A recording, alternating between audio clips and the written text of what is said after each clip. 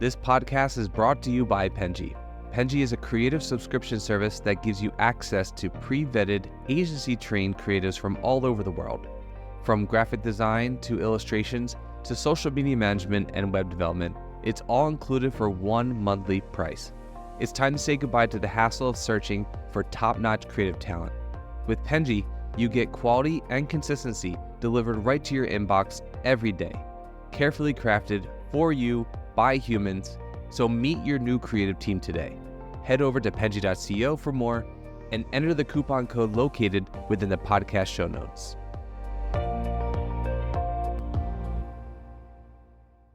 Hello, everybody. Welcome to the Fully Managed Podcast. This is the podcast where we discuss everything about business, marketing, and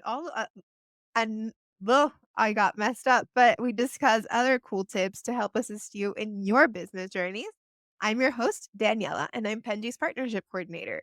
I'm joined here today with a very special guest, Ghazenfer Mansoor. I'm sorry, did I mispronounce that again? I asked you right Ghazen, before we started. that's perfect. Ghazenfer Mansoor. Ghazenfer, yeah, sorry. I'm sorry, like, I don't wanna butcher your name, but, very No excited worries, you're all good. very excited to have you on the show today, Ghazenfer. Can you tell us a little bit about yourself, your background, what you do, just to break the ice, get us started, and, acclimate our audience to who you are and what you do? Okay, sounds good. Yeah, thank you. Thanks for having me. My name is Ghazenfer Mansoor. I'm a CEO of Technology Universe. We're a software development company. We started as a mobile app development company, but later on pivoted to more of a custom software development. And now our majority of our focus is on the healthcare. We do other stuff as well, but majority of our work is for the healthcare industry. So we do two things. One is helping startup founders, entrepreneurs, product owners, creating innovative software products, SaaS, web, mobile apps. Secondly, we help businesses in a process automation. We help them improve their business operations through AI and technology. And as I mentioned, most of our work is on the healthcare, where we assist in health tech companies in developing HIPAA-compliant web and mobile products.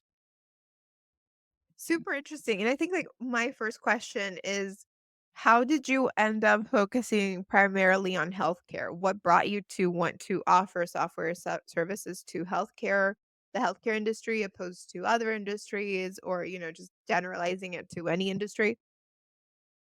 Yeah. So as they say, your customer drives the product market fit in any business. So in our case, our second customer was in a health tech space. It was solving a non-healthcare problem, building their mobile product. So that's how we got into healthcare. And then through those referrals, we did others. And then one of our customers was working with Johns Hopkins University and they needed to build a HIPAA compliant and they taught us the HIPAA. We didn't know anything about it. So gradually started building our expertise in that space. And then now we have over 45 different applications that were in the healthcare and about 50% of those are HIPAA compliant applications, both web and mobile. So it's a natural transition based on experiences. Interesting, and so, at the moment, who are the people that you are seeing more influx of in terms of clients? Like, who is the ideal person that would be using your services? And, I mean, within the healthcare industry, there's also, like, a really big market. So I wonder, who would you think benefits more from this? Yeah. So two types of companies. So I'll go with the services. So one is the services business where we help improve the process automation. This is where the healthcare companies are primarily, let's say, home care agencies, and the ones that are from 70 to 400 people. This is where they are growing. They outgrow the existing tools. They need scalability. They need efficiency in their processes. They need, so that's where we come in and we help them create different tools to improve their operations, bring efficiency, increase the valuation of their business in return. At the same time, the other companies are health tech companies. That's where the healthcare entrepreneurs, where they are building the healthcare products, and we come in as their partner to help them build those HIPAA compliant mobile products, mobile and web. And you also mentioned that you are incorporating AI into your software development and machine learning as well. How do you actually do this, and how does that provide solutions for the customers? Like what benefits does this sort of new technology bring to clients?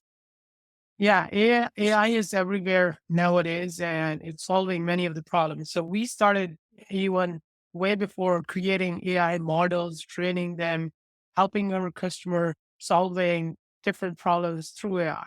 So that's how we started. But obviously now with the chat GPT, with the generative AI, a lot of our applications are using generative AI. So we're not the ones we're just using, but we're also building products for our customers that they could sell it to their audiences. So we are helping improve their uh, business products. Now, at the same time, we also incorporate AI in our own business as well. So, for example, we use different tools um, for testing our applications, for code improvement, for generating code out of the design, or like really from hand sketches to computerized sketches to even the web application by just doing the hand sketches and using the AI tools. So it's not like some of those tools that just do the conversion, but also we're also providing our own code, training those LLMs, and improving the quality of that code. So gradually, we're leveraging a lot of these different tools in our development and bringing more efficiency for our customers. Because now, whatever was taking, I would say, for example, 3 months, now you could do the same stuff for a month, in a month's time frame, and bring efficiency for your customers. In terms of the financial side, could you tell me a little bit about what pricing looks like for you guys and what you think the ideal customer financially would be? Do you think you are helpful for small to mid-size businesses, or do you think you're appealing more to mid-tier to higher level businesses, or do you think this is the type of product that could like be universally used by everybody? Yeah, so pricing is very challenging because it varies from a project to project. So I give example of, so you have a land, you want to build a house, you can build it for 100K or you can build it for 5 million. It really depends on. So many times customer comes in, they have a wish list of, let's say, building something like Apple, but not have the money of the Apple. But that doesn't mean you can't build it. So this is where we come in. We help them guide in terms of the process. So we have this whole process of, we call it like a blueprint process of what do they really need. So going to the example of the house, let's say building a studio, which is a livable space, to a mansion, which is your ultimate vision. So gradually building that, but building something so that it's livable. So in case of product, building something that's usable. So you bring your customers on, test the idea, and gradually expand it. This is where we help them. Now, specific as I mentioned, like 70 to 400 people. That's mostly the SMBs. So those are the services business. That's where they're growing. This is where they have a pain point of having different tools and looking for ways to bring the efficiency in their processes. So those are the ideal. On the product side, really, I mean, seed to Series A, those are the ideal customers that we work with. Very interesting. And I think you also spoke about how important HIPAA compliance is in your business and the development of your business. Um, what are the key considerations when you have to develop something that has HIPAA compliant applications? Like how do you, or technology rivers, I guess, ensure that this compliance is happening always throughout the development process and everything that is happening before and after? Yeah, so we have we we have built expertise in HIPAA compliance in the last 10 years. So we have built a solid process internally to build and test those applications. We've also shared a checklist that I can send you afterward and you can share with the audience. So we have a checklist on our website that talks about building a HIPAA compliant mobile app, building a HIPAA compliant web app. So what are the things that you have to look at? There are certain different types. There are physical requirements, which obviously we don't come in, like, but there are some software thing, like what are the things, let's say authentication, who did what, the logging, and a lot of other things. So there's a big list of things that we have to look at for each web. Obviously, in a web world, things are different. And then in mobile, they're even more different because your device, you can lose it anywhere. You're outside, right? So your data on the app needs to be secure so that if for any reason you lose something, you lose lose your phone, the data is secure. Very interesting. And, like, when it actually, you are doing that, do you think that with your clients and your customers, there is a lot of questions and, concerns with HIPAA compliance, or do you find that the clients that are coming in are somewhat familiar with this whole thing? So clients always have concerns, even though they are familiar with it, but many of them are coming from a traditional style. So, for example, physicians, they have a paperwork, everything in their offices, and they understand the HIPAA rules, but those are more administrative, physical. But when it comes to software, they are a lot more concerned many times. So the rules applied on a PHI data, but many times the healthcare applications, a lot of time people do want just HIPAA compliance, even if it does not have a PHI data. And it's a confidence that is given to their customers as well, because they feel like if their application is HIPAA compliant, their customers would be much more comfortable putting their data on it. So yeah, concerns are definitely there and valid concerns. And I also wonder, with all of these new technologies that are emerging, right? That are changing, I think, every industry in so many ways. AI, like we spoke about earlier, but there's a lot of more things that are happening. How do you think these things are all going to be shaping the future of healthcare and software development within healthcare? And are you prepared to integrate it, or are you decided to stay in like one lane? And what is the plan for that? Yeah, so the software is always evolving. So it's not just healthcare in the tech, it's moving faster than we can catch up. So I have a computer science degree. I've been in the field for a long time and I've seen those. Like it's hard to catch up many of those. So, and now with AI, there are so many different tools, so many different technologies coming, things are changing. So, yes, that's a challenge for any tech company to stay on top of the latest regulation, latest innovation, and at the same time, building solutions and have be ready for that. So we call it like a TR labs, internal labs, where we do a lot of those experimental projects. So whatever the different tools, technologies. I give you some examples of only a thing that we're doing in our development process. So some of those also came through that our TR labs process. Similarly, any new tool that comes in, sometimes we are creating a POC for those just to learn those. So yes, that's one of the things we have to be on top of. Very interesting, and I think, like, it's really difficult to be on top of everything. Like you said, everything is moving at a pace where it's difficult to keep up. But do you think that, this kind of technological advancement that is happening all the time goes hand to hand with all of the HIPAA regulations and just law changes in general?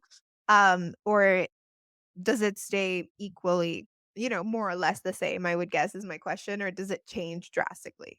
Oh, absolutely, because anything that goes in AI, a lot of that is the public data. So the bigger challenges are for healthcare companies to make sure that they are not adding the data that is PHI data into the AI models for training, because that could create different challenges. So I think on this side, there's a lot more education also needed for the clients, for the companies like us, for the developers, everybody.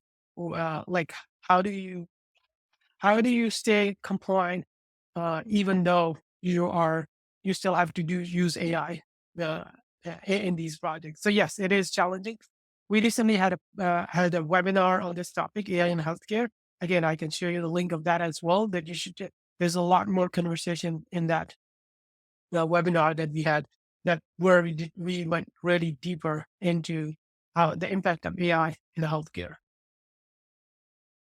Do you find that, a lot of your clients don't know that they have problems with software, or do you think that most people are in active search for this type of help? Because I think I've spoken to businesses who, um sometimes they need to educate the client a lot on how they can help.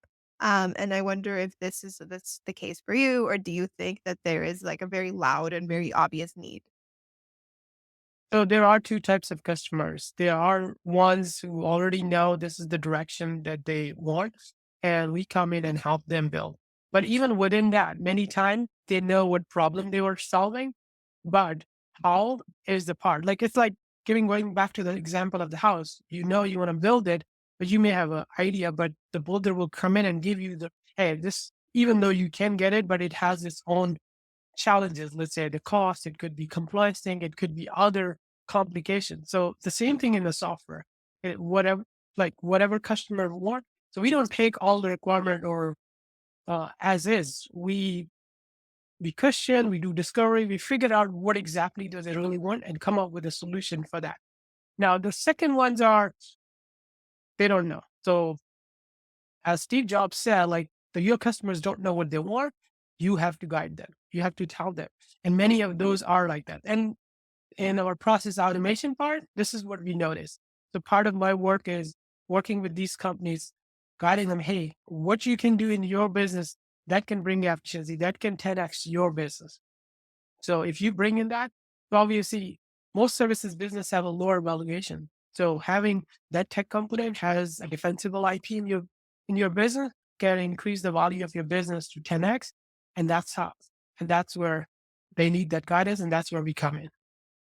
That's really interesting. And now to shift things to a little bit more of a marketing perspective, um, I think we are living in this sort of very competitive market where, businesses are coming out every day with new like new ideas, new products, new software systems, so many different things.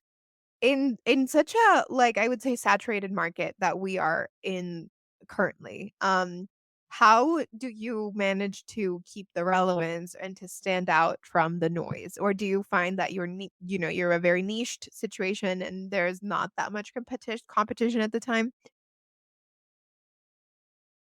So yeah, there is a competition for sure, and this is a very crowded space. I think getting into the healthcare HIPAA is one of the niches that we have. So obviously, that doesn't mean it would totally rule out the competition. It would reduce the competition, but still, there's a lot of competition. Then, more importantly, how we work. Our working model is different. We do a lot of work on a project basis. We have done many successful fixed price projects, which majority of our competitors are reluctant because in a tech world, uh, planning is difficult. So we're really strong in solutioning and planning. So we have done, I don't know, I don't have a count of that, but many of the projects fixed price and we have done successfully. That's very interesting, and I know that you also develop a lot with mobile, right? Do you think that people usually are looking more into the mobile space, or are they staying more within the website part of things? So mobile is also evolving, it's changing. Yeah, we started as a mobile app development company. My personal background is in mobile as well. I got into mobile um, way before iPhone and Android, where we build a wireless communities for one of the European companies. Again, this was one of the jobs I was doing. That's how I learned. And then I joined a startup to create a mobile products. So uh, having been there for a long time, I've seen many different shifts in that. So like after iPhone and Android show the shift of building native versus then out to hybrid, there are different types of people.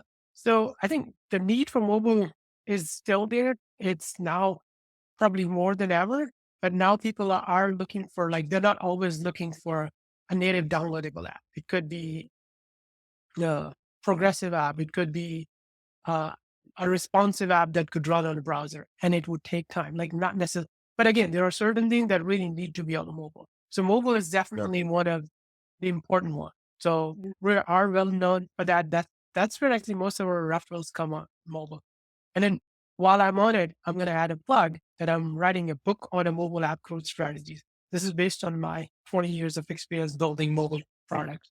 So Yeah. I'll No, share the link for that as well.